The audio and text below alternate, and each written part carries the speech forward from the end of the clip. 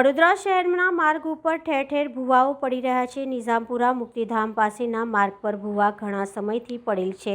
કામગીરી હાથ ન ધરાતા સ્થાનિક કાઉન્સિલર જ્યાં ભરવાડ નારાજ જોવા મળ્યા। તેઓએ આ અંગેની રજૂઆત વોર્ડ ઓફિસ તેમજ કોર્પોરેશનની મુખ્ય કચેરી ખાતે પણ કરી હતી।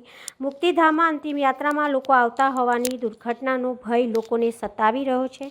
સ્થાનિક કાઉન્સિલરની રજૂઆતના પગલે મ્યુનિસિપલ કમિશનર ગોપાલ રાણા ભૂવાની મુલાકાત લઈને રવાના થઈ ગયા હતા। તેઓએ આ બાબતની કોઈ ચર્ચા કરેલ ન હતી। વોર્ડ નંબર 1ના કાઉન્સિલરે આ બાબતે તંત્રની કામગીરી પર આકરા પ્રહાર કર્યા હતા।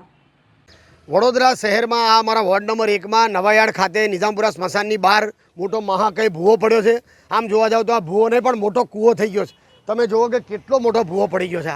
એટલે છેલ્લા 4 દિવસથી વારંવાર રજૂઆત કરવા છતાં પણ આનું કોઈ હજી સુધી નિરાકરણ આવ્યું નથી। અત્યારે કમિશનર સાહેબ વિઝિટમાં આવ્યા હતા। કમિશનર સાહેબે જાતે જોયું કે બહુ મોટો ભૂવો છે અને મેં સાહેબને એવી રજૂઆત કરી કે ભાઈ આનું જે પણ ટેકનિકલ કારણ હોય એ કારણ શોધી અને પછી આને રિપેર કરવામાં આવે। ભલે એક દિવસ લેટ થાય, હવે જો 4 દિવસ લેટ થયા છે, પરંતુ એ રીતે રિપેર કરવામાં આવે કે આવનારા દિવસોમાં ફરી અહીંયા આવું કોઈ ગાબડું પડે નહીં, કોઈ જાનહાનિ થાય નહીં। વડોદરા શહેરના શાસકો, વડોદરા શહેરમાં ભારતીય જનતા પાર્ટીનું છેલ્લા 30 વર્ષથી શાસન છે। કરોડોનો વેરો ભર્યા પછી પણ લોકોને પૂરી સુવિધા મળતી નથી। તમામ જગ્યાએ રોડો તૂટી ગયા છે, ખાડા પડી ગયા છે, ગાબડા પડી ગયા, મોટા મોટા ભૂવા પડી જાય છે। ત્યારે આ શાસકો 100% નિષ્ફળ નીવડ્યા છે।